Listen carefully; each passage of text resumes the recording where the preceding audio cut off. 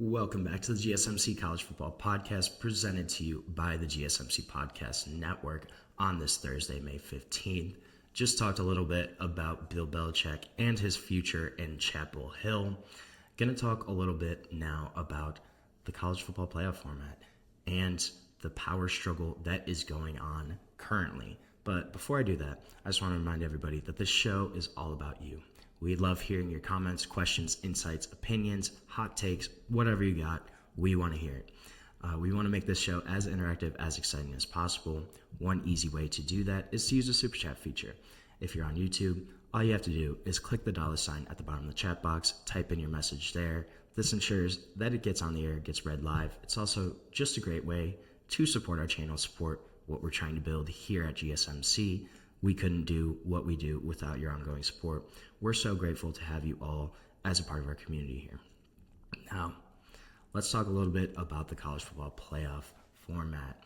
So one kind of quick anecdotal story here is on Monday, about 5 p.m., just as kind of the ACC spring meetings were kicking off, a Pennsylvania congressman named Brennan Boyle made a big splash when he opened his social media account, typed out a message and sent it out, and it was really a shot across the bow at the Big Ten and the SEC for their attempt to kind of manipulate the future of the college football playoff format. He tweeted out, "The next time the Big Ten or SEC wants to meet with me about NIL, they need to be prepared to first explain to me how they justify trying to rig the college football playoff." And then he added a hashtag at the end, and it was hashtag greed. And that pretty much seems like it's the case here. Obviously, there's a ton of issues going on, hanging overhead, looming above the future of the college football landscape, right? You have NIL, the unresolved antitrust settlement, revenue sharing, a potential commission coming in from the federal government, a battle over NCAA governance, right? These are all big time issues, but one that's really coming soon is the future of the playoff, of the college football playoff, the industry's pretty much most valuable product right now. And it seems like this is getting really messy. So negotiations among the 4 power conference commissioners have kind of started, but they've produced a lot of disagreement right now. There's a lot of discord over the amount of automatic qualifiers for each conference. That's the big key here, is the automatic qualifiers. So ACC spring meetings obviously came out, and this was discussed. Conference executives discussed this with ADs, with their coaches, sharing with them kind of the latest intel of these negotiations with the Big 12, the Big 10, and the SEC. And most of them kind of declined to share their specific takes, but pretty much the consensus was that nobody likes this. So what would happen right now, what they're kind of pushing for, is there'd be a 16-team playoff, and the Big Ten and the SEC would each get 4 automatic bids. So that's 8 out of the 16 slots go to the Big Ten or the SEC, and then the ACC, the Big 12, would each get 2 automatic bids, and then there would be an additional 1 at-large kind of automatic bid. That's pretty much earmarked for Notre Dame. That's kind of how it seems like it's set up right now. This is something that has been discussed for a while. And so the divide isn't among the number of teams. Pretty much everybody agrees that they want to go to 16 teams starting with the 2026 playoff. This year's playoff is set. It will be 12 teams. It's pretty much kind of going to be the same thing. But the big rub here is those automatic qualifiers. The Big 12 and the ACC leaders, they want more than just 2 automatic spots right now.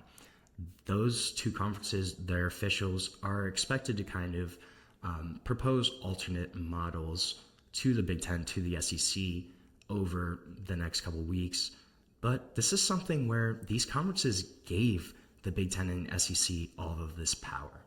They signed over a memorandum last spring which extended the college football playoff television deal with ESPN until 2031.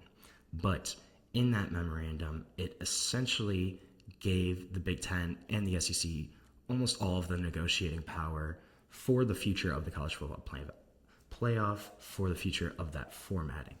So you essentially gave these conferences that power, right? They all agreed to it last year, and it just kind of seems like it's coming to a forefront, coming to kind of a messy disagreement right now.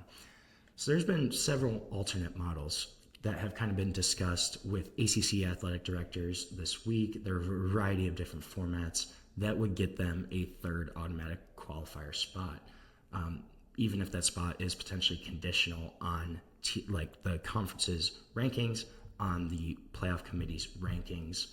But there are a lot of issues from those in the SEC and the Big Ten over those proposals. One model would be 4 for the Big Ten, 4 for the SEC, and then 3 each for the Big 12 and the ACC. And then you have that one at-large kind of bid. Or ACC teams were also kind of suggesting they would get 3, the Big 12 would get 2, and then there's still that one. That one is pretty much earmarked for Notre Dame. If the Irish kind of finish inside the top 16, which has happened pretty much every year. There's only been a couple years since, I want to say 2015, that they did not finish in the top 16 in the country. So that's kind of protected for them. But this is something where these other conferences, the ACC, the Big 12, they want more. They want more than they are getting right now. But then on the other side, this is something where should they even have automatic qualifiers? Mario Cristobal, Miami head coach, he said granting spots, it doesn't make any sense. This is a sport that's never been about gifting, right? Football is about earning your keep, and automatic qualifiers kind of go against that entire theory. So at a meeting of the 4 Power Conference athletic commissioners in New York City last week, the Big Ten SEC commissioners, Tony Petitti, Greg Sankey, they really solidified their presence, made it known that they want the 4-4-2-2-1 model. And it's been a long time coming, right? Last spring, during the negotiations to extend the ESPN TV contract, Tony Petitti originally kind of proposed a similar format. At that point, it was 3 each for the SEC and the Big Ten, and then 2, 2, and 1. That was roundly rejected. Soundly, nobody really wanted that. But a year later, after joint meetings between the SEC and the Big Ten, where those two conferences met by themselves, right? They didn't invite anybody else. It was the SEC and the Big Ten. They had separate meetings. Their administrators in those leagues, they kind of encouraged the leadership to try to bump up to 4 automatic qualifiers. And the ACC and the Big 12 are not alone in kind of their rejection, their pushback to this format. Pete Bevacqua, that's the Notre Dame athletic director, who he's one of the 11 members of the college football kind of governance board. It's him and then the 10 FBS conference commissioners. Pete Bevacqua, he's spoken out against this format within meetings with people that have had knowledge of these discussions. They've kind of said that. And this is something that is going to have major pushback. Pat Narduzzi, he kind of echoed similar sentiments to Mario Cristobal, the head coach of Pitt. He said, I think you should earn your way in. It comes down to the image of the Big Ten and the SEC and where they are. And there's basically a lack of respect for the ACC. And he said he didn't like it. Rhett Ashley, who's the SMU coach, he used a basketball analogy that I actually really liked. So he cited the SEC's record of 14 teams making the March Madness tournament this year, right? A record for a number of teams from one particular conference. So he said if we guaranteed spots based on the past, just look at basketball the past 5 years. 6 years ago or so, the SEC would get 3 to 4 teams in the tournament. Now, they got 14 in this past year. But if this year's NCAA tournament was predicated on 5 years ago, 10 of those schools would have been left out of the conference, of the championship, of the bracket of March Madness. So it's kind of hard to limit the future based on the past. And I agree with that sentiment, right?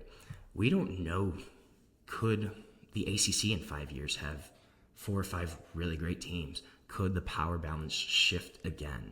At this point, it kind of seems like this is going to be a Big Ten SEC dominated football landscape for the long-term future, but that's certainly very possible, what he said, where in 5 years, you could have a 2030 football season in which Louisville, Clemson, Florida State, and Miami are 4 of the top 10 teams in the country, but they only get 3 automatic bids. One of those teams gets left out.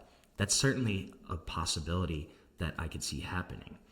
Then you also got to look at the political pressure kind of in the backlash on the leaders in the Big Ten and the SEC. It seems like it's mounting, right? Boyle's tweet, the representative from Pennsylvania, that's going to be one of the first kind of public criticisms, but I don't think it's going to be the last. I think we're going to start hearing more kind of congressional lawmakers speak out against this, especially in that ACC Big 12 kind of country, or, congressmen from lower profile, conferences or geographic parts of the country. That's going to be something I think we can start hearing from more. And then if you look at this potential college commission that's maybe going to be founded, one of the guys that's reportedly at the head of that is Cody Campbell. And Cody Campbell, he is supposed to be the leader of it, but this is a Big 12 guy all day, a guy that's a Texas Tech supporter, big-time booster for them, sits on the Big 12's alumni council board, a guy that has a lot of influence, but he's not a Big Ten. He's not an SEC guy. He's a Big 12 guy. Could that be something where that kind of influence helps propel the Big 12, the ACC, into a better negotiating situation? And then looking at any kind of 16-team format, it would have to begin in 2026, but this could be something where we're not really sure how it would work out. Under the proposed format right now, 2 playing games would be played on the second weekend of December, which is the Army-Navy game. Me personally, I don't like that. I can understand why it has to be scheduled that way. I don't know. I just like the pageantry of Army-Navy being its own weekends. It's kind of fun, but that's something that could be changed with this format. 2 playing games would be played during that weekend. And then there's a potential for the conference kind of championships to be almost a play-in style, where you have the 3rd, 4th, 5th, 6th best teams in the Big Ten, in the SEC, playing each other for the last 2 automatic spots, if that is something that is implemented. So this is going to be a discussion that's going to continue. We're going to have to figure it out. But right now, it really seems like it's the Big Ten, it's the SEC, and it's everybody else. So who's going to win out? Not really sure, but it's going to be a conversation that is going to continue to be had. It's going to impact college football for a long time, and we're just going to have to kind of see how it all shakes out. So right now, we're going to take another short break on the show. When we come back, we're going to talk about some freshmen. Talk about guys that I think can make immediate impacts right away on the football field. But we're going to dive into all of that when we come back on the GSMC College Football Podcast.